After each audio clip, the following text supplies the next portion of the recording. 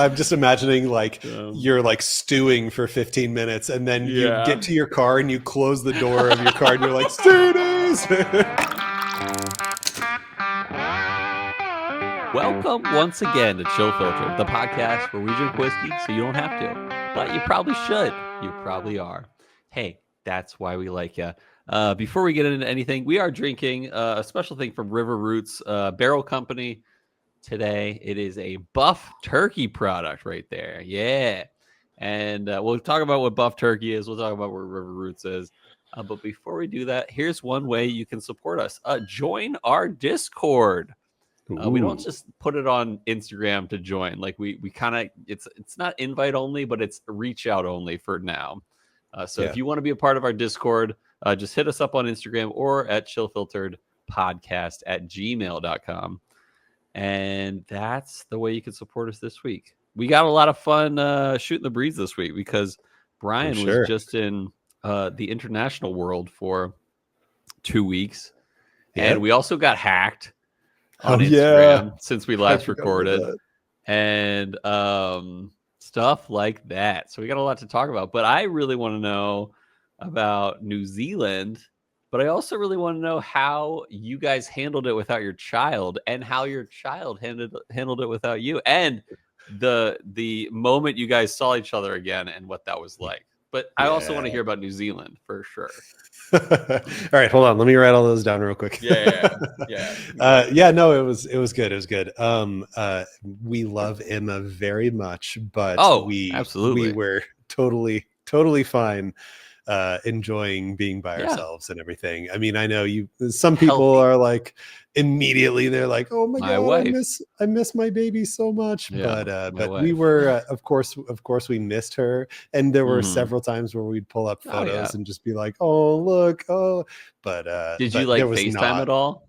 Yeah, it only worked out a couple times, maybe three times or so. But it was fine though. I mean, those 3 times it was great. And but there was not like a constant like the whole time. We definitely enjoyed ourselves plenty. And from what Jim and Patty said, who graciously watched Emma for a week and a half here. Pros. I know. Good grandparents. They said everything went really well. She stayed on a very dependable schedule, predictable schedule pretty much the whole time, and cool. Everything went well. There were the normal nanny share days in there too. So Jim and Patty got a little break on Thursdays and Fridays. But nice. The trip was great though. Do I look refreshed? You do. Except for what I heard the flight was like yesterday or whatever. Yeah, I know. First off, I mean, it was supposed to be a 24-hour day of traveling because the way out, we did Phoenix to San Francisco to Auckland to Queenstown. So there were three travel legs in there. And the San Francisco to Auckland is like 12 hours. So we were in San Francisco and I think we were about an hour from boarding when we get a notification that was like, there was a mechanical issue with your plane that can't be repaired. So we are decommissioning your plane and we have to route a new one over to you. So we had to wait for about 2.5 hours for that. And it made it so when we landed in Auckland, we landed like 30 minutes before our next flight took off. Wow. And we had to get through. At least you had to get through customs. Yep. Had to go through customs and recheck the bag. So like not a chance. But we didn't like sprint to try to make it work, but we were like power walking. No, we did not. Did not. we got to the bag check counter about 20 minutes before the flight was supposed to take off. Oh wow. And we were like, hey, can we make it? Can we put our bag in still? And they were like, yeah, see if it works. And we tried and it didn't work.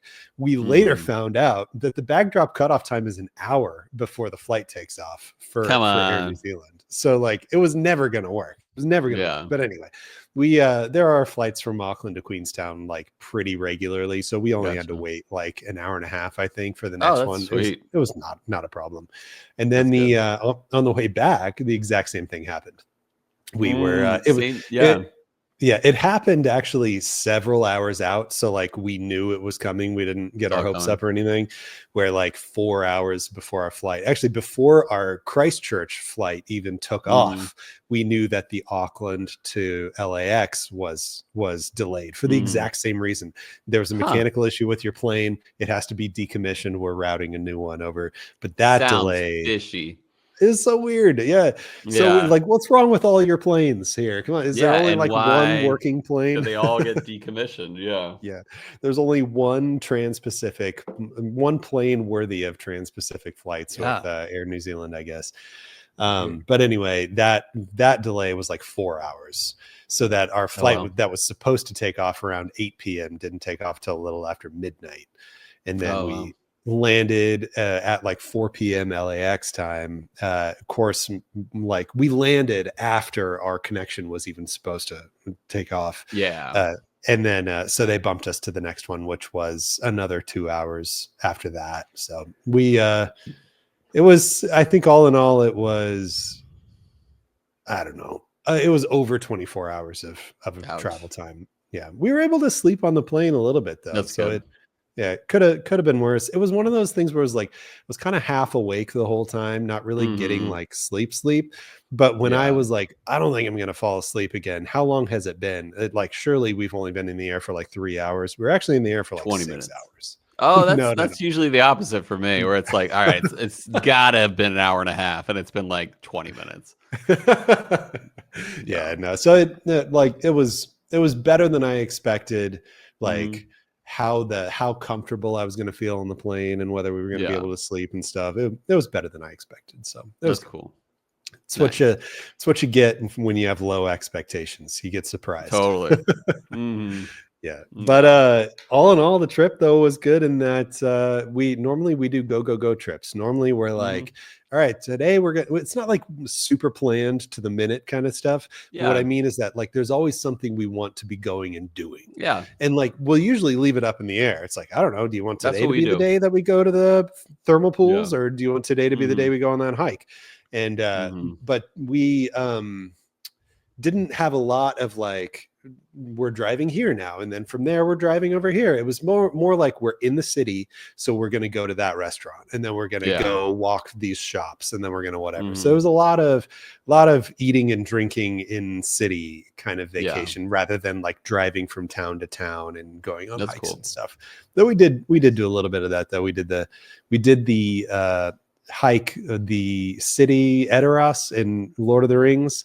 Nice. That's in Rohan, the horse lord area. I'm sure I talked about this on a previous episode actually. But anyway, Edoras is like, it's Mount Sunday in New Zealand, and there's a little hike to the top and it's just the best. It's the views are unparalleled. You're on a big hill in the middle of a valley surrounded by huge mountains around you.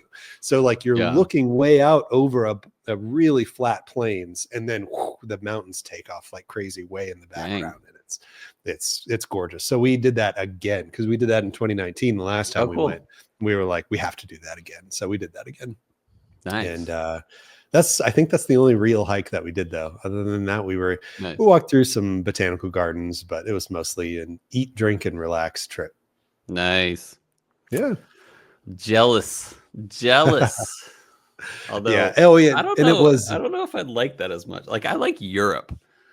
Yeah. I like random different cities / cultures in Europe, but I think I'd still like it a lot. I mean, there's no doubt I would love to go to New Zealand, but not a big hiking person and like, not a huge outdoorsy person when I'm traveling. Yeah. Well, we're not outdoorsy people in that like, we do like to go on hikes. We do like to physically exert ourselves that way a little bit, but like at the end of the day, absolutely have to come back to a bed in a building that's not a tent and that has a shower. Like, we are not like camping people, but we are like get out and be immersed in nature people, but then come home at the end of the day kind of thing. Yeah. I have like, I don't know if it's a piece of celery stuck between my teeth. Here, get up close to the camera. Show your teeth. Let me see. I'm so close to getting out of my teeth. and I keep like tonguing it the whole time. Oh yeah, we're clipping that. Yeah, Clipping that for sure. So I did go to a couple distilleries. Ooh. Actually, did I? I don't know. I went to 2, I think. That was it. Mhm. There really weren't a lot nearby the area where we were. Mhm. But the one that I did want to make sure I kind of went out of my way for was called Cardrona. Maybe the Cardrona, just Cardrona. Anyway, they're Okay. a little north of Queenstown. Yeah, and it Mhm. apparently is called the Cardrona Distillery. Um, Okay. a little north of Queenstown. Their branding is beautiful. Nice.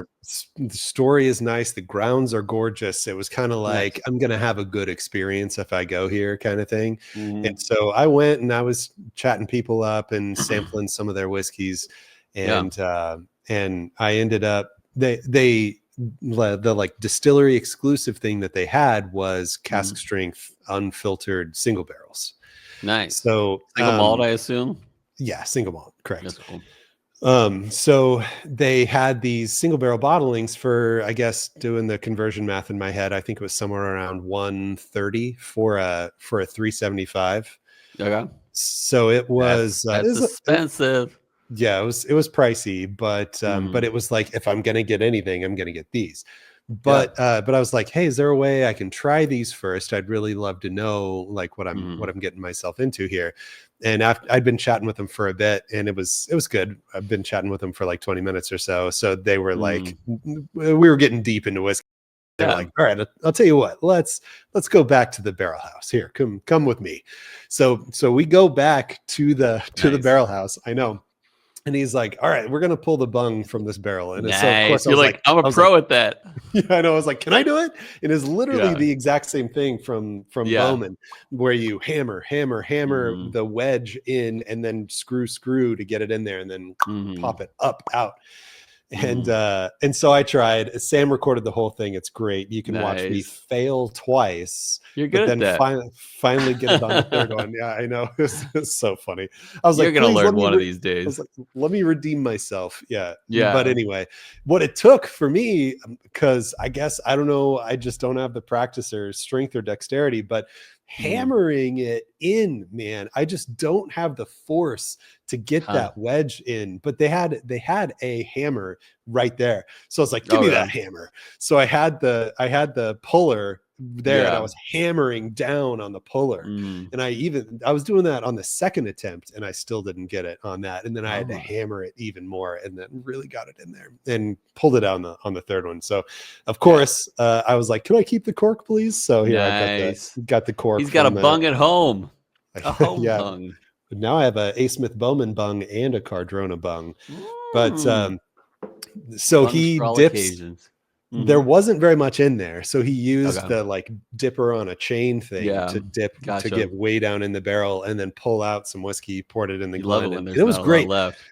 I know. And the fun part Mhm. about it was, so this was being finished in a Pinot Noir cask Ooh. from is it the Canterbury region? I think I was that region down there in the south part of the Yeah. South Island. That their big thing is Pinot Noirs. So Nice. it was a very local thing for me to be having a That's sweet. whiskey that was distilled there and finished in a Mhm. New Zealand Pinot Noir cask. Um, Mhm. so anyway, it was great, and I had to buy it. So here's my Yeah. little 375 in this cool That's little wood cool. box, That's like and almost a Highland Park style kind of yeah, box. yeah, and like a handwritten tag with all the info on it here and That's everything. cool. And so So like how it was was the like, whiskey from the barrel? Was it like fantastic? yeah, it was definitely, it Nice. had all the rich oily mouthfeel that you'd expect if Nice. you were getting whiskey Mhm. from the bottom of a barrel. So That's anyway, sweet. I had to buy this obviously because like Mhm. I pulled the bung off this barrel Yeah, you and got a free this bung out of it. yeah. So anyway, the got that one too, and I got this other one too here. This was a bourbon Ooh, finished. nice. This was aged in a bourbon barrel and then finished in a Uh-huh. sherry barrel. So same kind of thing. It's That's a cool. 375. but this one, the color on this one's way darker, and That's cool. this one was the one that I think tastes better overall. That one And was the other one was best. a Pinot Noir finish. The other one you got, Yeah, or no? yeah. It was, well, so it says seasoning ex Pinot Noir. They use the word seasoning, and I'm not Love sure. it. I didn't ask if it was. I could just email them, I guess, but I'm not sure if it was matured in the Pinot Noir the entire Or time, finished. or if it was, you know, like whatever jarred French oak and then Yeah. finished in the Pinot Noir. I That's don't cool. remember. Yeah. Shout out to those guys. Yeah. And then, so actually the only other bottle that I got was, I was in a whiskey shop in, Nice. or no, I was actually a gin store, but I saw that they had Okay. whiskey. So I was like, let's go in there. Nice. And Yeah. so we go in there, and I'm like talking to him about what they have. And she's like, oh, well, you should talk to Tom here. Tom's got this distillery called Clarksville. And so we ended up chatting for a bit. This was my favorite of what he had. And Nice. you know, I was asking him all the questions. I was like, so tell me about your setup. What do you have? And tell me how long you've been going at this and everything. And so this was special because this is a red corn whiskey. There weren't a lot of corn whiskeys in New Zealand. Like they hardly even have anyone. corn out in New Zealand? Well, so that's the thing. Tom grew this corn himself. That's cool. That's a lot of corn to grow. I know. Yeah. I mean, I don't know how big the volume was on this. This is a wait. So Tom was a whiskey maker. He wasn't just like selling at the place. That's cool. Tom was the owner distiller of this place. So that's sweet.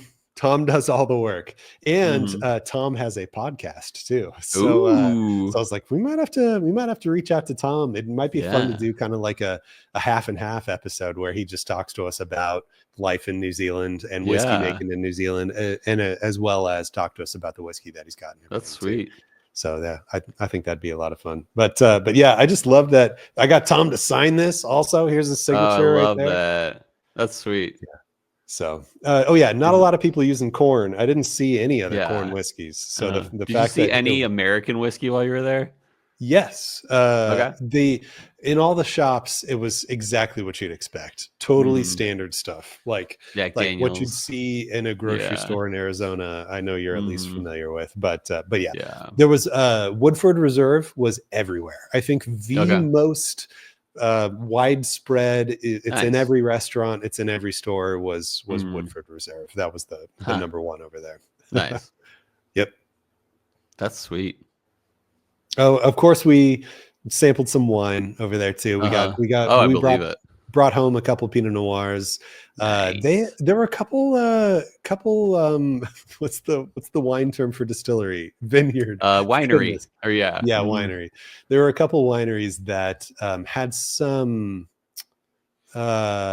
Rieslings, which is like a super sweet dessert wine normally, but there were, like in New Zealand, I don't know if all in New Zealand does this, but their Rieslings were way less sugary and sweet than a normal Riesling.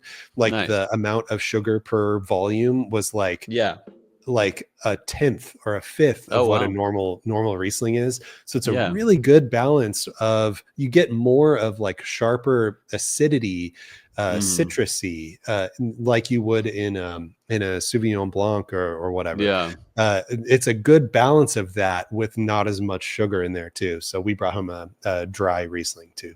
Nice. Yep. That's sweet. And then wait, what was it like to reunite with Emma? Oh yeah, it was good. Or she's like, you left me. No, she was stoked. We didn't get home till like 10 p.m. Oh, that's right. So it was like next morning. Yeah. So the next morning, this morning, we went in to wake her up, and of course I videoed it, and she was just like, she was like eyes squinty because I had turned some dim lights on, so she was waking up, but she had this like huge smile on her face with her little teeth sticking out, but like her eyes are all squinty, like I'm trying to see you and I'm so happy, but I'm still waking up. Yeah. Is she a sleep in girl, or is she like, I'm up? Because Beck and Gray are both different in that. She does sleep in sometimes. That's cool. But in general, like within 30 minutes, later or earlier 30 minutes, she dependably Yeah. wakes up within that hour time frame all the time. So it's very predictable, dependable. Gray. So Beck will wake up and she's like, I'm ready for the day. Now, Gray, Yeah. on the other hand, was recently quoted saying, still sweeping the other day. It was very cute. Still sweeping. So then were you like, okay, go back to sleep, and you like close the door and just like step back? Well, sadly, that was a weekday, so we needed to get ready for daycare. So it was like, sorry, Gray, we still got to get you up. Such is life, Gray. Such is life. Yeah. But Beck will get up and she'll be like, time to hang out with Daddy. He's awake, because I wake up before Beck does, so I can get like stuff done. Yeah. And then she's like, but we basically have an alarm clock thing that's like colors in her room, that if it turns green, she can come downstairs. Right. Or, you know, come to us in some way. But when it's red, she can for emergencies, but we're not gonna like play with her until it turns green. Yeah.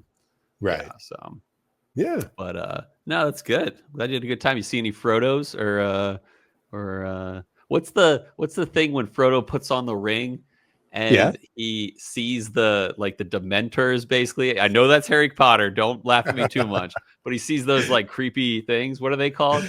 The Nazgul, yes. Yeah, obviously the Nazgul. Yeah. When I slipped my ring on, I did see Nazgul when I slipped my ring on. Yeah. Frodo, don't put on the ring. Yeah. As they say, yes, Frodo. As they say. Yeah. To close the book on all this, I am entry buzzing on Tom's Clarksville Crimson Bloody Butcher corn here. Actually, I don't even remember. I didn't even ask.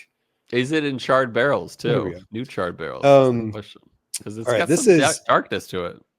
Yeah, it does. 52% red corn, 48% Canterbury malted barley. Canterbury's region in New Zealand. Nice. Aged in small barrels. Actually, I remember him saying his barrels were 5 gallons. That's it. 5-gallon barrels. Yeah. That'll do it. For probably charred them in that case. Yeah. That's but it's also not like super hot in New Zealand. Yeah. Well, that was the thing, is like he's figured out that he knows he needs small barrels for a small period of time in order to get the results that he wants. Yeah. That's cool. Good for Tom. You know that's what I'm entry buzzing on. Hold on one sec. No, and I am drinking it in my Glencairn from the coolest whiskey bar that we found. It says the last word. Oh, cool. Was that in New Zealand? Word. Yes. So huge shout out to Corey, the bartender at the Last Word. He set up a good flight for me there. I won't get into what I had, mostly because I'm not going to remember what it was on the fly here. Nice. But really, really cool whiskey bar. If you're ever in Christchurch, go to the Last Word for sure. Great. Love it. Love good bar recommendations in random places. Yep. So what are you drinking? I am drinking a BuffTurkey. No, I'm not. But I sort of am. It's a BuffTurkey of my own making. It's Eagle Rare and Russell's 13 mixed together, and it's actually not that bad. I don't think it exceeds either of them. It's not like the average of the two. It is good, but I wish it were one or the other at this point. So that's the BuffTurkey I have. What a great idea! What a great idea! Yeah, that's what when you originally told me about the term BuffTurkey, that's everything that I thought it was. I'm like, oh, they just mixed Buffalo Trace distillate with, or aged distillate with turkey distillate, and that is not what we're drinking today, and we'll get into that in a little bit. Yeah, but we also got hacked on Instagram. I know. I was like 3 weeks ago.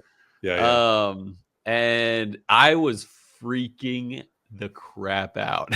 And Bryan saw it too, because it was kind of my fault. It was a very clever phishing scam. It was from a prior listener, prior creator, whose account got hacked, and they reached out and said, "Hey, I need you to do this for me." And I was like, "Dude, you've done things for us. I'll do things for you." And not in a weird quid pro quo way, you know what I'm saying? But the message was worded very well, and it was like, "Hey, simple, I'm in this.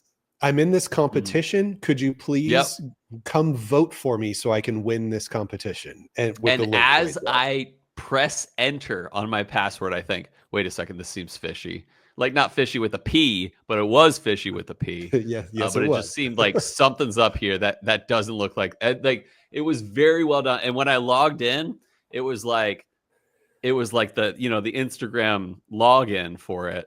And they were like, oh, you could just sign in to vote on Instagram with this so that we don't get duplicate votes. So we can have a unique account for every vote. And it was like, as soon as I pressed enter, I was like, something's up. And then I went into full like check it out mode. And by that time I had already seen some things like shifting people. Like I saw that we were like, that our password had changed already. And like, there were so many things that went into motion so quickly. And honestly, I'm a man of faith, and I'm not saying like my prayers answered this or anything. I'm just saying, thank God that we did get our account back, because I do not want to start that one over. And you realize like what you're missing when it's gone, or when it's potentially gone. Because I was like, dude, this is 7 years of posts on Instagram. This is good connections we have. This is something we built, even though we only have like, I don't know, we're not even 1,000 followers or anything like that. But like, it would be a pain to start over. And like, yeah, we would pick up some of the people that were, some of our best people, but we would really have to like start again. And that sucks to think about. So thank God that I don't have to go through that with you. Yeah. Because that would have been a pain. Serious conversations were had about whether this is the time we rebrand as the non-chill filtered podcast. Yeah. Because we're like, and we actually like we dug deep and we're like, you know what, we found this account that's available, but we're gonna keep it as chill filtered for the time being, because we're chill. We're filtered. No, we're not. We're not. Sometimes. No, we're chill but non-filtered. That should be our new rebranding. Chill but non. Chill unfiltered. Chill unfiltered. Yes. But no one would get that at all. And so anyway, I am very grateful to not have to do that and not have to go through that. But it's a reminder to all that just to put two-factor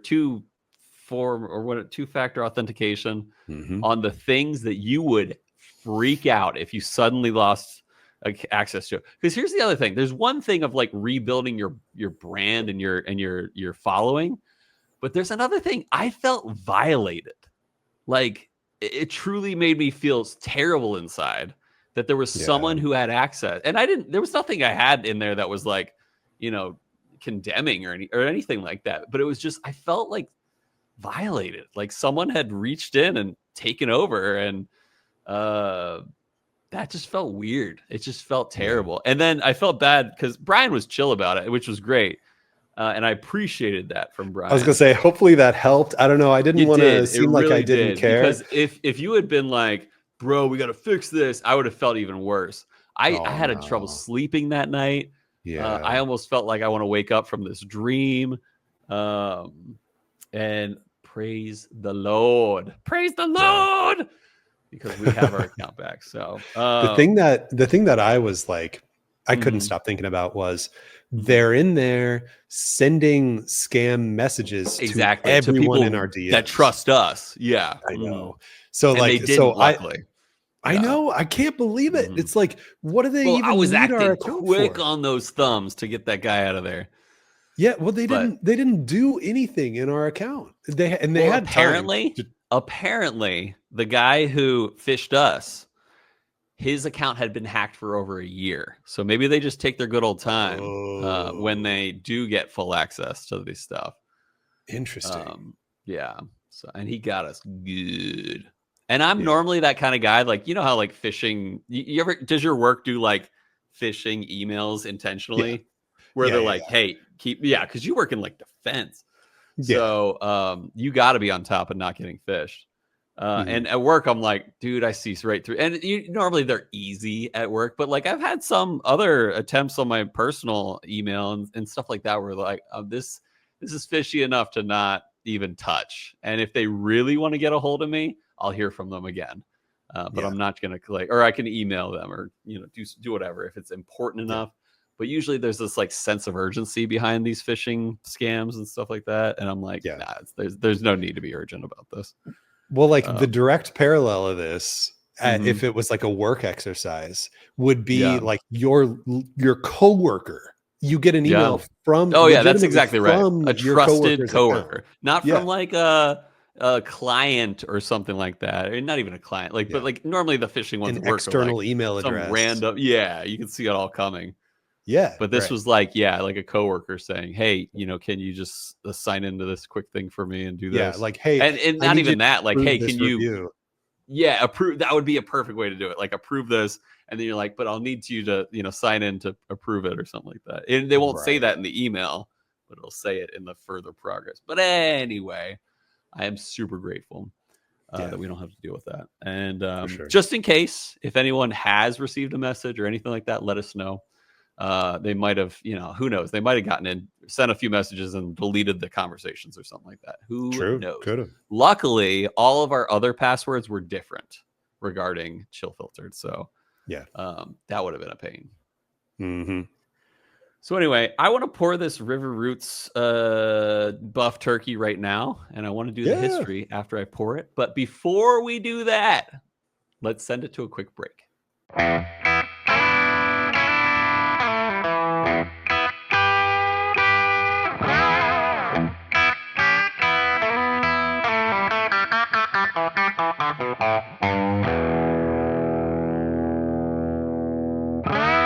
Cole, it's almost summer, which means one thing: water balloon fights. Don't remind me. Last year I spent 4 hours filling balloons only to be annihilated by a 6-year-old named Tanner. Not this year, my friend. Say hello to Clancy's pre-shrunk water balloons. Shrunk? Pre-shrunk water balloons. The only water balloons that come already filled, but with less. Less? Yep. Each balloon holds just enough water to mildly dampen your opponent's confidence without all that messy soaking nonsense.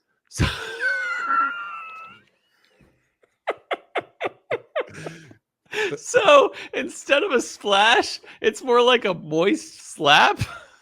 Exactly. And because they're pre-shrunk, you get triple the balloons per pack. Some say tiny disappointment. Clancy says maximum quantity. Sounds like they're filled with ambition and maybe 4 tablespoons of water.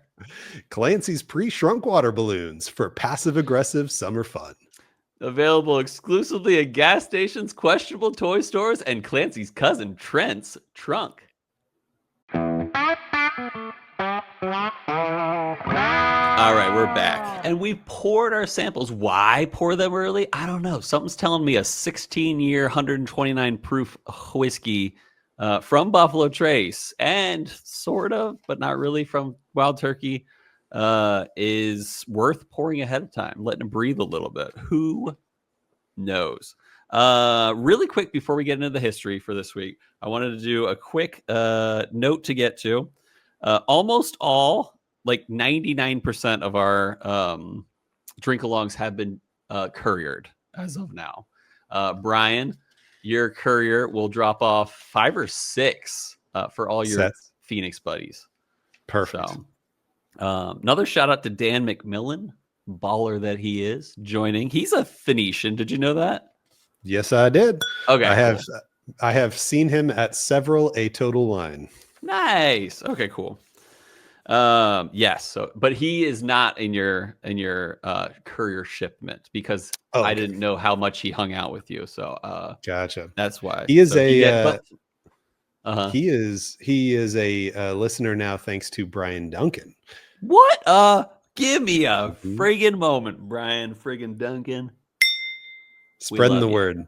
Spreading the holy word.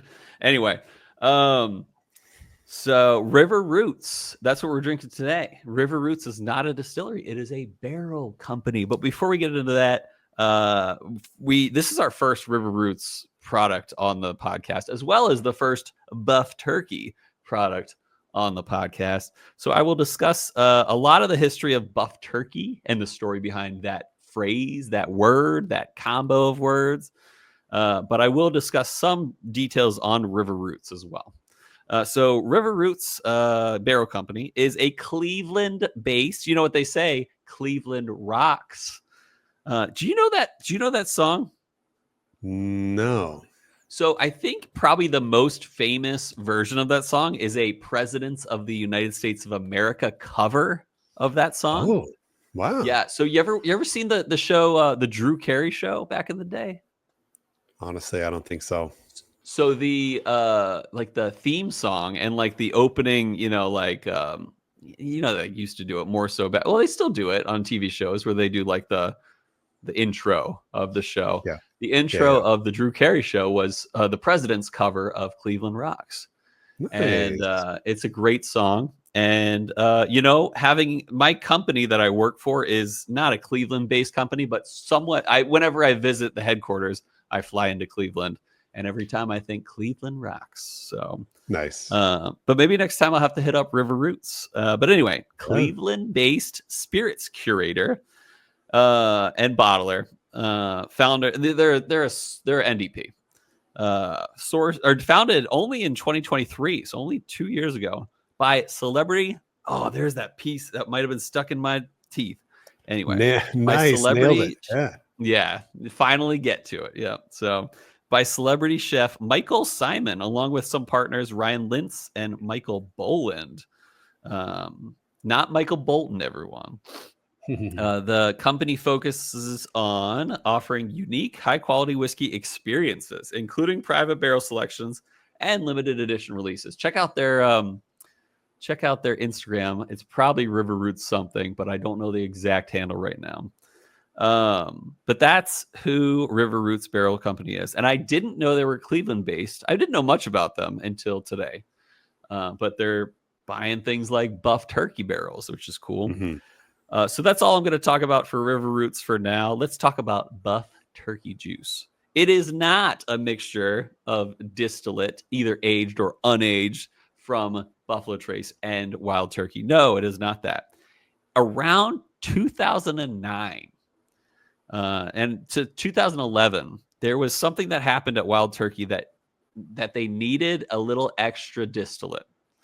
And distillate is probably one of the hardest parts of the process of making whiskey. Getting your whiskey to be the whiskey that it will be once it's aged, if that makes any sense. It makes too much sense, probably.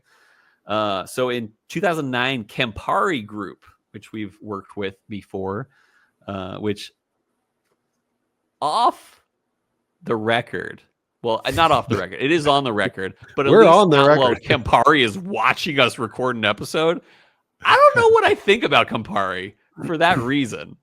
But Campari owns some good brands like Wild Turkey, like Wilderness Trail, like Campari. No, I'm kidding, but they do own. But I don't love Campari as a liqueur, but I do like it in like one cocktail. But anyway. Yeah, right. Totally. So anyway, I think Campari is cool, but I feel like I still am like weary of them. I'm like, if they don't trust us, why should we trust them? But anyway. I mean, the bigger the company, the harder they are to trust. I mean, totally. That goes with anything. Yeah, you gotta be safe. But anyway, they took over Wild Turkey brand and distillery to meet production demands, though, and to facilitate planned expansions in Wild Turkey. The distillery entered into a contract distillation agreement with none other than Buffalo Trace Distillery, 2009. I'm sorry, I skipped ahead. Buffalo Trace produced bourbon using Wild Turkey's traditional mash bill, which is 75% corn, 13% rye, and 12% malty bees. The distillation took place at Buffalo Trace, but everything else in the aging and stuff went to Wild Turkey. They used their own warehouses to age, which is really interesting for the next part I'm going to say. Despite adhering to Wild Turkey's specifications to a T, the resulting bourbon exhibited flavor profiles that differed from Wild Turkey's typical expressions. So let's take a break for a second, Bryan. What variables changed here? Yeast. Oh, that's a great point. That was the only thing I'm thinking about. I was like, I'm sitting here like, please tell me that you know what happened with the yeast. I don't know. I have no idea. No, my theory actually had to do with two things. Potentially where they source their grain might have changed. Might not have. But I know that like Buffalo Trace gets their like barley from like I forget, but I know they get their rye from like North Dakota. Like that's where they like they're very specific on getting their rye from North Dakota and stuff like that. Like maybe their rye sourcing is different or their grain sourcing is different. But then I also thought type of still, height of still, stuff like that. But it's very interesting that it was different enough to reject a lot of barrels. We're talking a lot of barrels here. Because you don't just contract a still to like make up for your distillery expansions with like 10 barrels. No, you're probably putting in thousands if I were to guess. And so that being said, I find it very interesting. You know, we've talked about the slight variable or the variables that cause slight differentiation across, you know, different things, different, you know, releases. But this is like so interesting. They use the exact same mash bill. They aged in the same place. They probably used the same barrels. They probably used the same char level, same everything. I really think it comes down to three things: yeast, grain sourcing, not grain mash bill, and then the still type and stuff like that. Yeah, that's all I can think about or think of. Yeah, so because I cannot see a world where Wild Turkey gives Buffalo Trace. That's a great point. Their yeast. They're like, here, please use this yeast as long as you promise you don't keep any for yourself, like for whatever, you know, not necessarily nefarious reasons, but it's like if your competitor gives you their secret sauce, you're probably going to stash a little bit in case you ever want to, you know, try to replicate anything or do something different in an interesting way or whatever. So what I do love about the Kentucky bourbon world, though, is I forget which episode this was, and maybe you could search while I talk. There was one time where we talked about a time where Elmer T. Lee himself sold an old still to another distiller. I forget who the other distiller was. Was it? It's someone we know and love. Was it Wilderness Trail? So I think I'd remember if it was Wilderness Trail. Okay, yeah. But like I want to say it's Kings County. It might be. Yeah, actually it very well might be. Sounds familiar. Yeah. But anyway, I'm pretty sure it's someone search while I finish the history. Just in case you want to. Yeah. But anyway, I thought that was very, very interesting. So it differed from their typical expressions. So they actually rejected the barrels. You know, as a result, they opted to not use the bourbon as their standard product lineup. The barrels were sold to non-distilling producers, leading to the emergence of, quote, BuffTurkey bourbons on the secondary market. And so that's what we're seeing today is like, and the cool thing is that this is a 16-year, 6-month bourbon, which doesn't make sense by the timeline. Maybe they started in 2008 doing this because it hasn't even been 6 months into 2025. And that was, am I doing the math right? Yeah, doing the math right. But anyway, these bourbons are distilled at Buffalo Trace using Wild Turkey's mash bill, aged under Wild Turkey supervision, but ultimately bottled and sold by various NDPs. Typically aged between 14 and 16 years at this point because of the aging, you know, of the time where they were distilling it. These bourbons have garnered attention amongst whiskey enthusiasts for their unique profiles. Have you had a BuffTurkey yet, Bryan? I think I have. I think someone gave me a sample of something like when they just started to hit the market 6-ish months ago. Oh, that's what it was. Seal box 15 year. So there was like I think it's like a gold. I think it straight up was BuffTurkey. Oh, yeah. Yeah, it was their like batch 1 of their Sealbox 15 year. Somebody bought it with the intention of comparing it against Russell's 15 because Totally. it's BuffTurkey 15. Yeah. And so Might as he sent well. me a sample and I blinded the two of those together. And Mm. I feel like this isn't giving anything Okay. away because everyone knows how amazing Russell's 15 is. Yeah. Russell's 15 destroyed the Sealbox 15. That's good to In a know. blind. I didn't know which one was which, and it was like this one is Oh, for far sure. superior, and that was Russell's 15. That's it though. That's the only buff turkey I've Okay. ever had. So 2 questions for you. Well, one's a question. So do you know about how much a bottle of this release would have cost, or even secondary?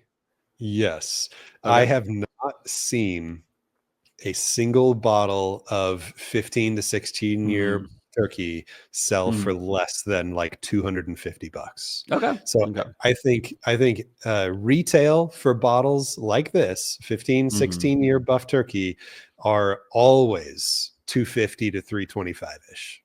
Nice. So, and a shout out to the guy at your connection that was able to get us 2 samples of this too. Lance Yeah. P. Shout out to Mhm. Lance. Thank you very much. Lance. This is 129 proof, 129.04 proof. 75% corn, 13% rye, 12% malty bees, and what, like we said, 16 years, 6 months. So, and that's the details. I have a thought. So I love anything Buffalo Trace. I was about to say, suck it, Max, but he'll love to hear that. He appreciates good whiskey wherever it's from. Yeah. And, I mean, but I have yet to have something. Well, no, I gotta say, what was it? Benchmark Full Proof was not great to me, but that's one of the only things I've had from Buffalo Trace where I was like, Oh, this isn't, or that isn't like good to any yeah, extent. right. But I love Max. I really do. But he's a tootie butt. No, I'm kidding. No, I was like, where's this going? No. I love Max. But here's the thing. I love Wild Turkey too, but I do prefer Buffalo Trace. If this meets, like, my biggest curiosity here is, and then here's the thing about Wild Turkey, Buffalo Trace. They're both great, both very well-established distilleries that put out great products. Yeah. But they're very different. They separate. One, like, I find one is more appley, Buffalo Trace, and then one is more berries. But they're both sweet. They're both good bourbons. They both have great age. I've had things from a Wild Turkey that were about 15 years. You know, as we were saying, the Russell's 15, and I've had things from I almost said Eagle Rare. No, I've had things from Buffalo Trace that are about that age too. Which is like Eagle Rare 17 or something like that. But this, in this case, is going to be more like a stag, probably, because it's high proof too. If it were in that realm. So let's drink, and we'll find out which one it tastes more like. Oh, and then one quick story while we're starting up. When we were talking to Bo at Hogshead, there was something we found on their website where it was like they sell Buffalo Trace barrels, and I'm like, that's crazy. I didn't know anyone sold Buffalo Trace barrels, and then it mentioned the mash bill on the thing, and I'm like, and I sent it to Bryan. I'm like, did we just figure out the mash bill of like either mash bill number 1 or 2? And then I realized that those barrels they're selling from Buffalo Trace are Buff Turkey barrels. So Turns out it wasn't that easy. Yeah, this is Buffalo Trace. This smells a lot more like Buffalo Trace to me. Man, so now I'm coming off. It smells like Wild Turkey, or it smells like an older Wild Turkey. Yeah. I was going to say, I'm coming off 2 weeks of not drinking any American whiskey at all. Yeah. But when I smell this, my mind goes way more towards the blackberry leather of Wild Turkey than it does of like a bright fruit Buffalo Trace. I am 30-70. Buffalo Trace 30-70 Wild Turkey. I'm getting notes of both, but stronger on the Wild Turkey now. What Aged is Wild Turkey. how did you, I have to know how you came to 30-70, but specifically, what is it in the 30 I could that have done makes you still 25-30 or 25-70. Yeah. Actually, 27-73, it really Let's is. go into If we really sevenths drill here. down. 2 sevenths, 28.56% versus, Ooh. no. Yeah. What is the Buffalo Trace you see in this? I'm just curious. A little bit of sweet apples, but it is not overwhelmed. It is overtaken a little bit by the berries that I'm now getting. But it's well aged. Like you drink Wild Turkey 101 and you're like, okay, I get some of those berries. But then when you drink Russell's 15, you get oaky berries, like beautifully aged, matured oaky berries, like raspberries and blackberries and stuff like that. That sounds funny. There's a good clip in there too. Beautiful, well-matured oaky berries. Oh yeah, right now I can tell you about beautiful, well-matured oaky berries. Dude, where was I? Oh, yesterday I was at a churchy event. Kind of like almost like a birthday party, basically. And this guy was talking about certificates of deposit or whatever they're called. Do you know what that is? Mm-mm. Like in a banking situation. Mm-hmm. And they're much more well known as CDs. And I was like, okay. I was like dying on the inside because it just wasn't appropriate for me to be like, CDs nuts. I'm just imagining like you're like stewing for 15 minutes and then you get to your car and you close the door of your car and you're like, CDs. Oh, it's burning within me. I'm like, I gotta go make a call real quick, and you like get in your car, CDs nuts, and you get back out and you join the party again. Yeah. And you're like, whew, you like fluff your jacket out. You're like, whew, okay, all right. That's great. Anyway, we were talking about berries. Oh yeah, so I'm getting a little bit of appley that I don't typically get on Wild Turkey juice, but that oaky berries is showing up more here. So I haven't sipped yet. Have you sipped? Yes, I did sip. You know what? I'm gonna just stall a little bit because I don't want to say anything that leads you in any way while you're assessing a little bit. The nose, goodness. I can double down on the Wild Turkey prominence on the nose. There's definitely oaky berries on the nose for sure. The palate was so weird, super unique for me. There's definitely like the proof is fantastic on this. I think there's a great balance between flavors that you get and proofiness on this. And the flavors that I get are like at first a really weird synthetic-y thing that I was afraid was going to turn like rubbery, but it didn't. So like I was really confused at first, but it dropped into a very oaky sip. I think oak is easily number one here because on the finish, I'm really jumping around here, but late on the finish, I get like tea, like I drank iced tea. There's a very, very dry oaky wood thing that's on the finish, but all through the sip there's good like buttery, like medium thick mouthfeel. That's oaky. It's a little bit of purple fruity. It's hugely oaky, and then that's all you get on the finish. I love this. It is on the palate is definitely a Wild Turkey product comparatively. It is lighter potentially than like Russell's 15. Russell's 15 had a depth and a darkness to it, if that makes any sense to our listeners and viewers. But this is slightly lighter, slightly brighter, but not by much. It is, proof's great.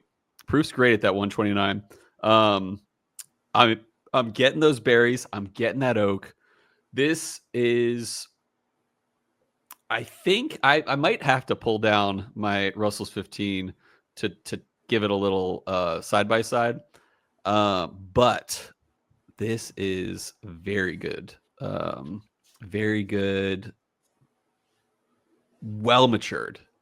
The biggest notes I'm getting are berries, oak, and slight vanilla. I'm not getting that tea that you're talking about, nor am I getting the synthetic that you're talking about. I think this is very fruity and slightly the tiniest hint that is truly overwhelmed by berries. The tiniest hint of apples, slight apples. Yeah, I can totally see like an apple pear kind of like mellow fruit like that. Yeah. I didn't get as much of the synthetic-y thing that I mentioned the second time. It might have just been an expectations thing where like now I knew what was about to hit my palate on the second sip. I kind of saw through that a little bit. And what I saw a little more of on my second sip was ABV heat. Okay. My second sip did lean a little more towards a abrasive in an ABV way sip. Not to say that it was unpleasant. I do think that it was still very delicious, very complex. There's a lot of things going on here. There's a balance where you're trying to figure out which way is this going to go, or like what sort of notes are present here while I'm on this intense journey too. But I did I totally still got the tea thing, but yeah, dry oak and a like a earthy tobacco-y thing. Nice. Not super heavy on that, but still I feel like this tastes so much more like Wild Turkey than Buffalo Trace. Did you just pour some Russell's 15? I did. I hopped up while you were talking. I grabbed Russell's and I poured it a little bit. No contest on the nose. I'm gonna go for this for the palate, but like Russell's 15 destroys the nose of the Buff Turkey. And the Buff Turkey is good. Don't get me wrong. I think here's what and obviously this is a single barrel. This one River Roots barrel. I get a more buttery nose on the River Roots than I do on the Russell's 15. Give me a second. The Russell's 15 has way more on the nose. I would guess that Russell's 15 is substantially longer aged than the River Roots. There's a dustiness. There's a dustiness and there's a good even amount of fruit and oak with the Russell's 15 that really comes through. Ooh. But I kind of like how the River Roots nose has this extra like thicker component that is buttery to me on the nose. When you just take a big whiff of butter, you know what that smells like. Yeah, I mean it's this is actually hard on the palate, which I like more, which is saying something very impressive about the Buff Turkey. I'm getting more like dry tea notes, like unsweetened iced tea on the Russell's 15. But you're right. I think the butteriness shows up a little bit more on the Buff Turkey. They're both well developed. I think Russell's beats it in the complexity, but does that mean I like it more? I don't know. I'm gonna give Russell's 15 one more chance. Yeah, the biggest difference between these pours is the mouthfeel. The River Roots. The River Roots is more ABV abrasive, but is thicker and more intense flavors. I don't like that as much. Russell's 15 clearly wins to me, and I feel like we're giving it its best chance here by sipping it back and forth several times against Russell's 15. But I feel like if we did this in a blind, I feel like we would guess that this is like 9-year. Wild Turkey single barrel or something. Actually, I might even. The proof would be close. I feel like my blind proof guess would be close because again, the proof on this I feel like is pretty perfect, right around 130. But the Russell's 15 would win in a blind so easily against this, so easily. It's close for me, but I'm gonna go with Russell's 15. Especially like they're really close on the palate to me.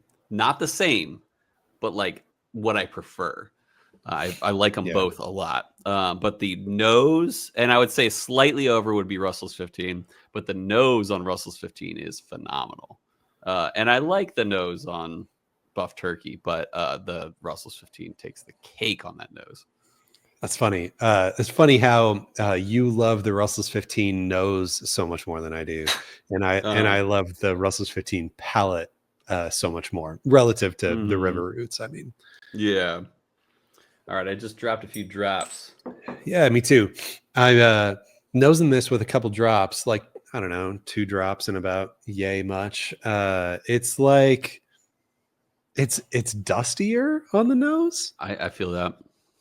I don't know why. I can't wrap my head around why adding a little water would give it such a drier, dustier nose. I get a little bit more corn notes, corn whiskey, like almost like a what's that, mellow corn kind of note. It's not better than the neat pour, just a little bit more corny. But is it better than mellow corn? I'm gonna go with yes, actually. Yep. Water palette, less fruity stuff, more dry oak. Really? Water palette, there's almost like a dry, like charcoaly thing with water to me. I feel like it really loses a lot and it turns into kind of a forgettable blend in with other whiskeys in your cabinet kind of characteristic with water for me. A little bit. I still very much enjoy it, but yeah, I agree. It doesn't stand out too much. But I like it.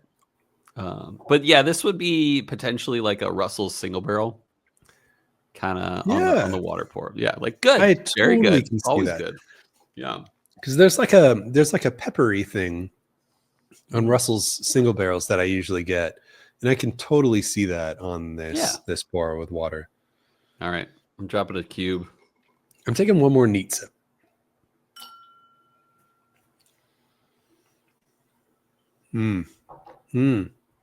Yeah, the water took away viscosity, and it took away fruit from the neat. I think neat is way better than water.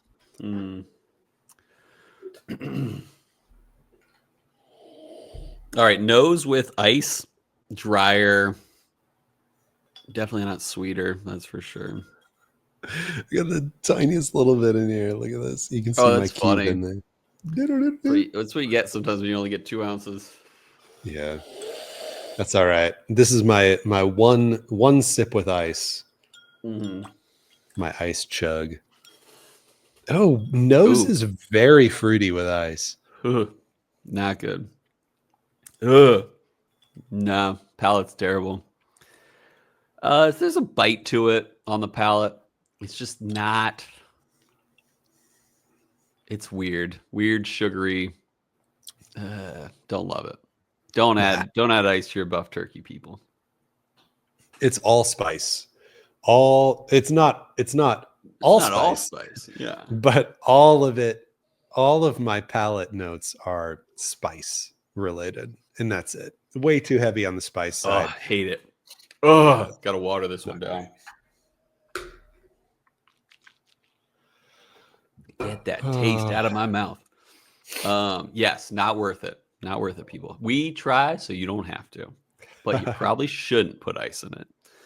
And you probably don't. Yeah. Oh, and that's why we like it. And that's why we like it. I still got a little bit of Wild Turkey, or I'm sorry, Russell's 15 left in my my Waterford, so I'm gonna wash it down with that. There's not a bottle that I am nursing harder than this Russell's 15. Dude, I still How much? got a half bottle, baby. Oh, good. Yeah, I'm about the same here. Yeah. Yeah. Although my 13 is at the dregs point. Ooh, is that your only 13? Yeah. I can't wait to see what they choose to release this year. Like 13 wise. Yeah, well, because remember last year they didn't release a 13. So I like didn't know that. this year, will they do a 15 and a 13 or just a 15? Double Russell's Very Reserve. There you go. It's gonna happen. Yeah, that's another little Buffalo Trace turkey crossover there for you. Yeah. Rating. Oh yeah, we do that on this show, don't we? We rate things. I'm gonna give a numerical score first. Because it is in the Bible to not wrestle your neighbor. To not what? Wrestle your neighbor. It's a Nacho Libre line. I don't know why it came to my head, but welcome to my brain, everyone. Nice. I was like, I can't wait to hear, like, is this some like interesting translational thing in some King James version or something? No, basically the quote start was, he's like, I know you like to wrestle and a nice punch to the face or a nice pile drive to the face, but it is in the Bible to not wrestle your neighbor. Now go read some books. Great movie. But anyway, I need to make Sam watch that. I need to watch it again. It's been a while. So I'm gonna give this this is definitely is 9+ This is definitely Hubbard What status. I'm gonna stop at a 9.25. Very good score, especially the neat pour. I do love this, but yeah, I want to say like Russell's 15 was like 9.6 this year, so little outdone by Russell's 15. Yeah. I immediately honed in on where I was, and where I was between A- and B+. And so I was looking. So like B is like clearly stands out. It does clearly stand out. Plus some. So B+ or A-. A is extremely solid and well-rounded. No substantial negative comment can be made. I'm leaning more on the A- side. I do think that this is extremely solid and well-rounded. Dang it. Extremely solid, well-rounded. Yes. I just I think personal preference comes in here. Like no substantial negative comment can be made. Yeah, like it doesn't have as rich and sweet of a whiskey flavor profile as I typically like. So actually I said it wrong earlier. I'm gonna go B+. I'm gonna go B+ because like, and that's a personal preference thing. It came down to A+ versus B-, and does it fit Bryan's profile very well? I ultimately decided no, not really. So I'm gonna go B+ on this. I do think that it clearly stands out. I think that it's very good, but it's not even really that close to hitting me as like I sip it and I say, oh damn, like it's not there, and it's not even one level below that to me. So I'm gonna go B+. I'm still happy with my thing, but I see where you're coming from for sure. Yeah. Now that we've given ratings, no, hold on. Like a lot of that I put on me as like a personal preference thing. Totally. Tell me how well this flavor profile aligns with your personal preference. So one thing that I didn't mention was that I finished all my pours except for the water pour, and just took another sip at the end, right, like just a minute ago, and was like, oh, I got the last little sip of the water pour, and it was almost candy sweet to me. And that's why I was like, okay, I'm solid with my 9.25. So one of the things comparatively to Russell's 15, this is slightly brighter, like I mentioned earlier. and I like Way. bright sweet. I Mhm. like even like Redbreast 12 cast strength. That is bright sweet. I love bright sweet. Yeah. It's hard to quantify besides those words. But it brought out some really good notes for me. Even if it's not as good as Russell's 15, it brought out some really good sweet notes that were almost candy-like. And in fact, that last sip was definitively candy for me. Yeah. So that's why I think those are some of the notes that really brought it to that score for me. Yeah.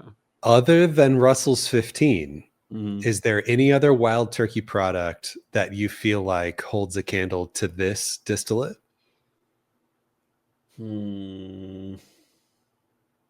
It's been a while since I've had some of their Master's Keep or whatever. Yeah, right. And they change, sometimes they do rye, sometimes they do Yeah, exactly. bourbons, but yeah. I Really mean, grilling you this on is this. probably somewhere near Russell's 13 for me. Yeah, I think so too. Yeah. Yeah, totally agree. I do agree that this is Russell's 13. Maybe we should get Russell's 13 and sip that too. No, I'm kidding. Take our time. Yeah. Oh, you got it right there. Yeah, well, you only have like should the do it. smidgest of smidges left. Yeah. No, I got 2 ounces. No, 1.5 ounces here. No, that's way more than 1.5. This? Dude. Yeah, that probably, looks like probably 2 ounces. Yeah. I was gonna say 3 ounces. That looks like plenty. I don't know. I'm not trying to actually convince you to sip it right now. No, but I totally agree. I think Russell's 15 stands clearly above this. So I'd put this at a Russell's 13 level for sure. That sounds good. All right. Now that we've given our ratings, let's move it over to our next segment of the show, a segment that we like to call Whiskey World News. All right, everybody, welcome back. This is Whiskey World News. That's right. Today we're reading an article hot off the press. Literally earlier today, something came out on a website called foodandwine.com. A seemingly reputable website. Yeah, written by good friend of the podcast, Brad Jafe. Brad Jafe says, it's official. E.H. Taylor is now part of the Buffalo Trace Antique Collection. Colonel E.H. Taylor's legacy gets its moment in the spotlight with BTAC's 2025 expansion. So key points of the article here. I really do not want to read this whole thing, but E.H. Taylor Bottled and Bond Bourbon is joining the Buffalo Trace Antique Collection BTAC for the first time in fall 2025, marking the lineup's first expansion since its inception. Not inception. It started in 2001, if I'm not wrong. So that's wrong. One thing wrong already. Add it to the scoreboard. And inception is different than conception. Oh yeah, right. What? Yeah, Inception is like planting. Christopher Nolan movie. Yeah. So that's error number 2 in this article. He just wanted to use the word inception. Yeah. The edition honors Colonel E.H. Taylor. Oh, I'm not reading that. The new BTAC entry will be 100 proof, aged longer than the standard E.H. Taylor small batch, and built on Buffalo Trace's low rye mash bill. Though final tasting notes and age details remain under wraps. Blah, blah, blah. Oh, wait, hold on. We can't tell you exactly what the BTAC version of E.H. Taylor bourbon will taste like because it hasn't even entered the bottle yet. It's not due out until October. Additionally, Buffalo Trace only received the necessary labeling approval from the government late last week. However, I didn't see anything. Yeah. However, oh no, I'm not reading that. Okay. Yeah. This article is full of things that I really don't want to read. But I will say, what does it say here? Fall 2005 collection will be the first to feature the 6 component. No, we're done. Cole, tell me what you think about how possible this could possibly be. Okay. So here's the thing with Buffalo Trace. They do really very, very blatant like press releases for these kind of things. Yeah. So and normally like we follow a few Instagram accounts. One, shout out to Coming Whiskey, which is which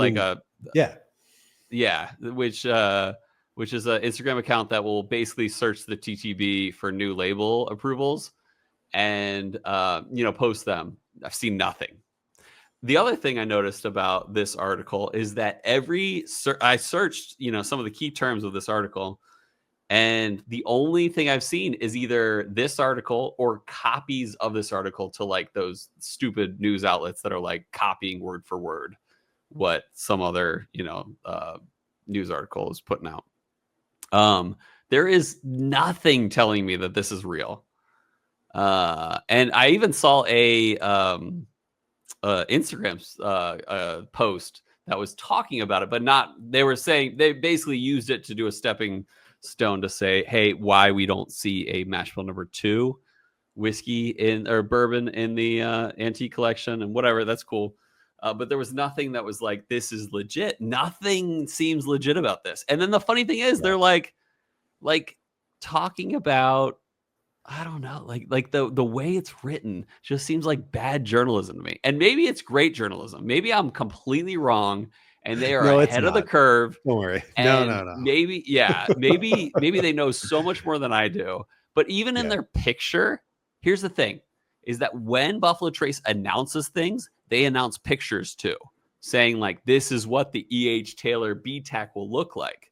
And there's not like, they're literally, their main picture of the article is showing the straight rye, the single barrel, the small batch, and the barrel proof, their standard lineup of E.H. Taylor. Nothing is pointing to this is true. But I find this very interesting. And I saw it, and apparently you saw it too on, our news sources. And this is just, I hope Brad Jaffe is either right, or I hope he loses his job, because this is blatant. What do you call it? Clickbait.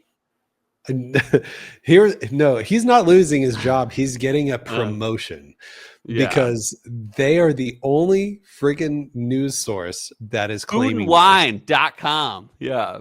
So they are getting all the traffic on this. Yes. And I'm sure that they're ecstatic that they're getting all this traffic on this. Super traffic. The fact that we're even talking about this right now is just feeding into this stupid 100% hype. So I was reading through this and I was like, no, I'm not reading that. I don't want to read that. Because the only thing about this article that I wanted to read, that I did read, is that they said, additionally, Buffalo Trace only received the necessary labeling approval from the government late last week. And Coming Whiskey Instagram page, we'll see that stuff. Yeah. Their whole friggin' shtick is that they see what goes through the TTP or whatever it is, what labels get approved, and they post it on their site. And they would have been all over this. I cannot believe all over. This would have been their biggest hit on Instagram. Exactly. Yeah, exactly.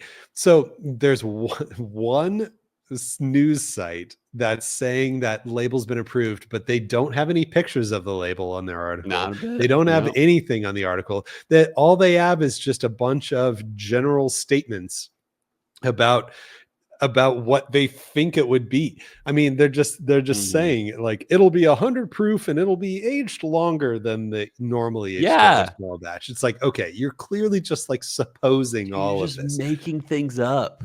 Yeah, I can't I would bet money that none of this is true.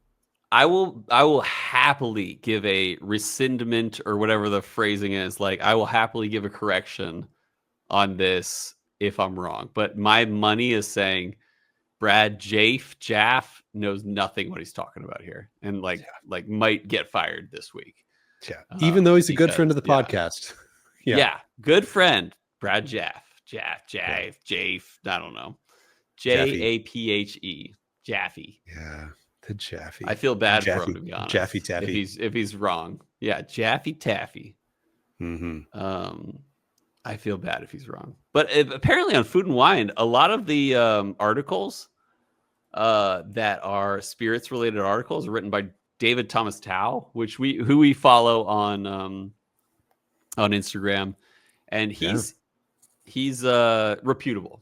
I'll tell you that. But this one is not written by David Thomas Tao. Yeah, good friend of the pod. Shout out to that baller, because he's probably a big listener of Chill Filter. Yeah. So yeah. He is big and he's a listener. Yeah. No, he's got big hair. Yeah. Ooh, I like that. I like that. Yeah. Moving into what whiskey would you choose? I think Let's we do have two different ones to I catch think we up do. on here. Yeah. And Okay, one is good. close, one is not. Yeah, I Yeah. know. So, Mhm. first one here, what whiskey would you choose? We said, what is your most requested whiskey when you have Yeah. friends over? What gets Mhm. asked for the most? And so we put it up on our vote. You know, I guess it's more so like, what would you ask for if you saw these on your Yeah. friend's shelf? Would Mm. you ask for the A. Smith Bowman Cast Strength Batch 2, or would you ask Mhm. for the Yamazaki 18? And it was so close. It was It was close. 43% on the Bowman Cast Strength with 57% on the Yam Nice. 18. So more people Nice. interested in that Yam 18. Man, Just made a buy. to me, it's like no contest here. Mhm. Way more interested in the Bowman Cast Strength Batch 2. But Yeah. anyway, But I didn't sometimes vote, we're so I don't wrong. know. No, I'm kidding. Yeah. We Sometimes got we're some good dead write-ins though. We wrong. got Yeah, we did. Kilted 518 Miles Ferguson. He said none. I hide them and Mhm. I say I don't drink whiskey. So Hashtag hoarder. Miles does not share anything when people come over. Don't go to Mhm. Miles's house. Dramhound, he said Smoke Wagon, Desert Jewel. Oh, dang, that's a share right there. Yep. Old Rip Van Winkle or I thought it said or One of the none old of the fits. I thought it said or none of the old Fitz decanters. Yeah. Yeah. Old Fitz, great share. Totally agree. And yeah, Smoke Wagon Mhm. Desert Jewel. That's cool. That's cool. Embellish Yeah. Pod, John Uzi wrote in. He said, "It's cute that you think I invite friends over." John Hughes is only public on the podcast, not at home. That's true. That's Yeah. true. He is generous with the secret sampler, though. Yeah, he is. What a baller. Yeah, he is. Marco and Izzy wrote in. He said, "Oh, by the way, shout out to Marco for getting his master's in mathematics. I And saw."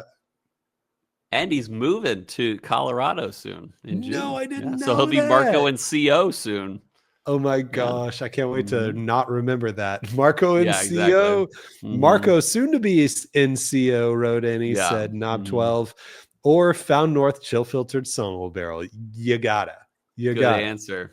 Yeah. Jeff Moses 28, new to Love me, it. I think. Yeah, I'm He wrote down. in, Jeff. he said, will it 9-year? Good Jeff, answer. if you're listening to this, we want to know bourbon or rye? I'm Bourbon or imagining rye? Burb. Yeah, But I would drink that rye. So I I feel like a know. 9-year might be out of the range of their distillate, which is what intrigues me Uh, most. yeah, true, Yeah. true. I Maybe don't it's drink sourced. Willet Maybe it's distillate not. anymore. Yeah. If it's Tell us sourced, I'm more. in. Yeah. Yep. Yeah. Tell us more, Jeff. Hit us up. Whiskey Shaman wrote in. He said something from Texas, of course, no doubt. Yeah. Whiskey Shaman's sharing the Texas stuff for sure. He might do a single barrel Still Austin, which are always Nice. good. Bourbon or rye? Tell us. Yeah. Mhm. Still Austin ryes, though, man. The Still Austin single barrel strength ryes, those are Are real they good? good. The I believe it. bourbons are good, but the ryes Mhm. are real good. Yeah. It's like some of our Kyle, favorite distilleries where their ryes are just take I over their know. bourbons. Yeah, Yeah. for sure. Totally agree. Kyle Flagg wrote in. He said Rio or anything honey finished. You know, Nice.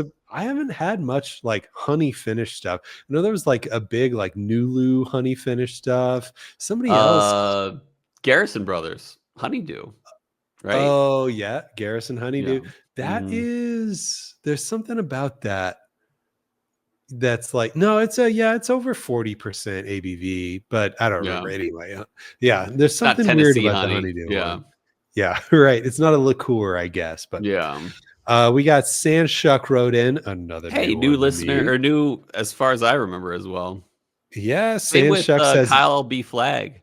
But anyway, go yep. ahead. Yeah, and Kyle Flagg. Actually, we know Kyle Flagg. We've chatted with Kyle Flagg. Okay, I'll cool. tell you. I'll tell you why later. Nice. Sounds good. Sandshuck, though, he said, or she said, Yam 12, Yamazaki 12, Nice. which might Always be, a winner. might have keyed in on your Yam 18 Yeah. answer on the Felt previous one. the call. Yeah. Yeah. Cody Clark, recent Patreon subscriber, wrote in. He said Recent 20. baller. Yeah. Yeah, go ahead. 2021 Coy Hill or Old Forester Nice. President's Choice. Those Nice. are Holding on to both. that 2021 Coy Hill, baby. Yeah, right. I know. Yeah. I still got to do comparison. I got a 2021 sample back here. I got to compare against my recent koi. But we got a Madtown marketer Ben Klepsik. He said any high age redbreast, of course. Yeah, That's I'm like with you. you share If you got high a age 21 or redbreast. 27. Yeah, like I feel like that's the I'm converting you because I know you're gonna love this kind of thing. If you haven't had, I know they're gonna love it. You will be changed. Yeah. And lastly, we got a meme right in from my buddy Josh. Jolfo says Basil Hayden, because you gotta give the people what they want. Gotta give them what they want. That 80 proof goodies. Yeah, right. I know. Yeah, goodies for sure. So we got another question though. I know. Yeah, I got another and some another good write-ins too. Yeah. This is the one that was a monumental win here. Dude, I got destroyed. What do you give the guy that has it all? And it was against 10 cup 14 year versus Whiskey Del Bach Distiller's Cut, and Whiskey Del Bach. I'm glad I lost. I know, yeah. What a great one to lose to. 89% in favor of the Whiskey Del Bach versus 10 Cup 14. Yeah. I will say, though, 10 Cup is very impressive, and a lot of those votes might be from people who just haven't had 10 Cup. I encourage you to try 10 Cup because it's actually surprisingly good. But we got some celebrity vote shout outs. Yeah, we did. 2 of them. We actually got Colinopolis here from Kings County. Second mention this episode. Yeah, Colin Spolman voted on our little poll here, so good to see you, Colin. And Whiskey Del Bach, of course, voted for themselves. You gotta vote. How funny would it have been if they didn't vote for them? That would be funny. They're like, take whatever else. Yeah. I know, right? But write-ins here on this one, we got Kilted 518 again. He said a flask that they can fill and give you a sample of some of their collection. God, this guy. Yeah. He doesn't share his whiskey. And he gives flasks so that other. No, I know, I'm kidding. But all right, might as well. All right, Marco, soon to be NCO, says Floki sheep dung smoked or an interesting single barrel to compare to normal offerings. Totally agree on the Floki. Yeah, look at I got my Floki right here. I got 2 Flokies right there. We got B-side Bryce Marita. He says, sorry for the lack of creativity, but Del Bach is still the right answer. So underrated out of this group. Yeah. Whiskey Shaman wrote in, he said whiskey books or education classes. I like so that. not even whiskey itself. That's a good idea. And yeah, books are always good. That's good. Books are good. Jeff Moses wrote in again. He said Calvados or Armagnac. Because I did. Is that really how it's pronounced? I thought so. I don't know. I was hoping you'd know for sure, but that's the French, not the French. That's the French, John. That's the apple brandy. Frontera, not Frontera. Normandy. All right, cool. It's pear. It's pear, if anything. Yeah. Pear. Very good. Very good. So Calvados or Armagnac, because he doubts they have it. Funny enough, when Sam and I were at Frenchman, this one right here, when Sam and I were at the Last Word bar in Christchurch, they had some Calvados? no, not that, but we were like, you know what? We've never had brandy or cognac. So we were like, just pour us whatever you think would be a good intro of brandy and cognac for us to be able to try. So we both sipped. Sam preferred the brandy. I preferred the cognac. I don't even remember what it was, but it was our first time to ever try either. So that was fun. But did you know that cognac is brandy? Just for the record. We Googled it a bunch as we were sipping, and we found that out while we were sipping. Yeah. Much more to learn there for us. Yeah. Cody Clark wrote in, he said some of the wall craft like Leopold Bros 3-chamber rye or Far North Rocknar. Yeah. Far North. That's North. like Minnesota. I want to say that's Minnesota or Wisconsin or something like that. Nice. Very cool. Very cool. And one last write-in from Ben Klepsik, Madtown marketer. He said a store pick of a local quality distillery, Driftless Glen or J. Henry. Whew. 2 sets of read-throughs there for you. But now we will ask you a question. That question is, what bottle in your collection has been open the longest that refuses to die? What bottle just sits around on your shelf or drawer and you're like, man, I like, maybe I'll share this with some people, but like, I never tend to reach for it on my own. What is just like sitting around forever? And for me, it's got to be open, that, right? it's gotta, yeah, that's right. That's right. It's gotta be open because I don't want something that you're just like hoarding and it's in the back of your closet or whatever. You opened it, you want to try it, but now that it's open, you just can't get rid of it. And for me, that is Shanks from 2023. I feel like Shanks was a big disappointment for me. There was just dude, I've never loved like Shanks.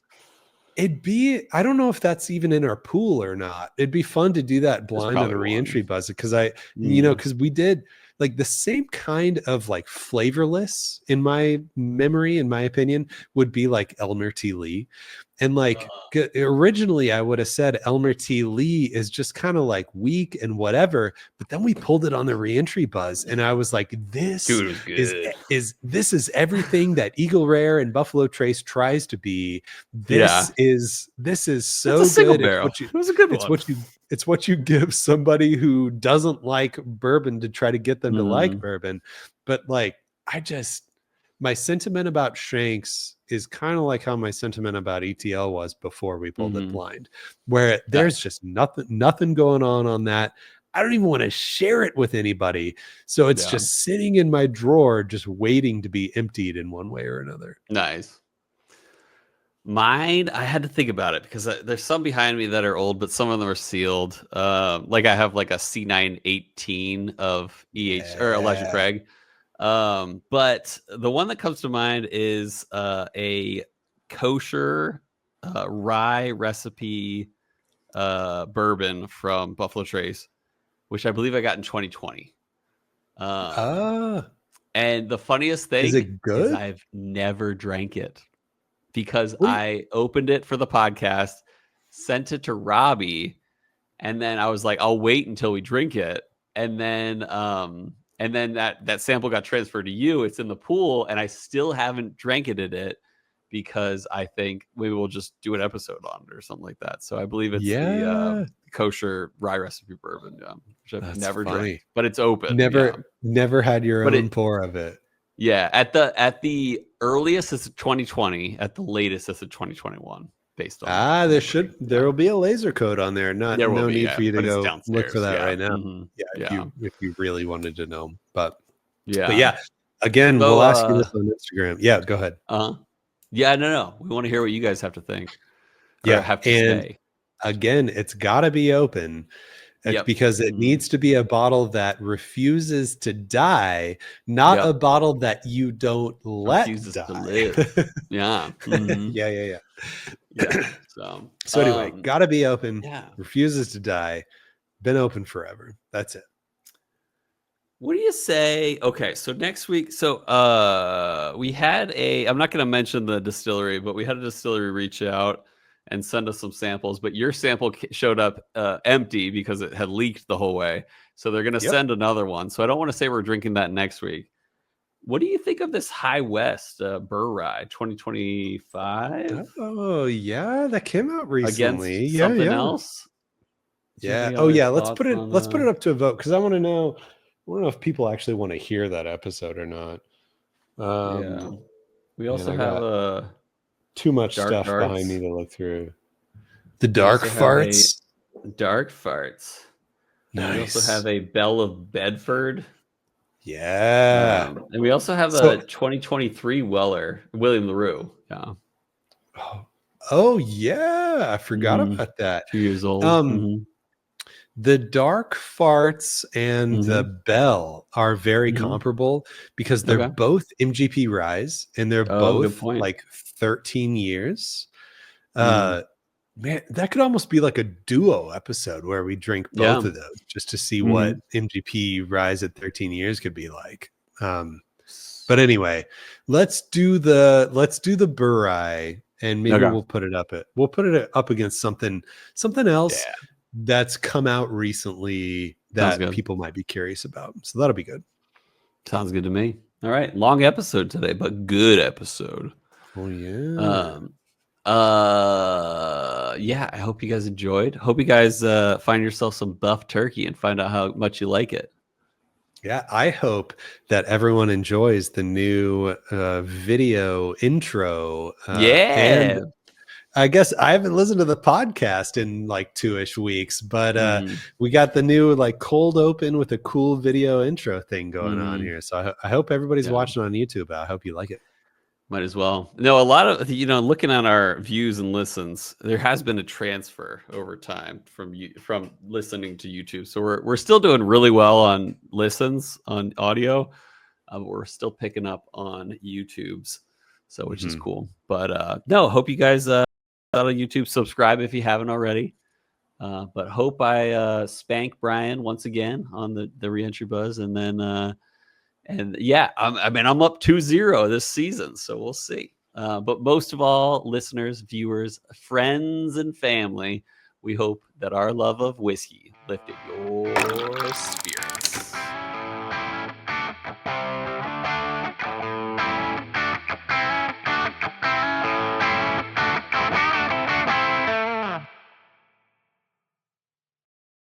Like Yeah. beautifully aged, matured oaky berries.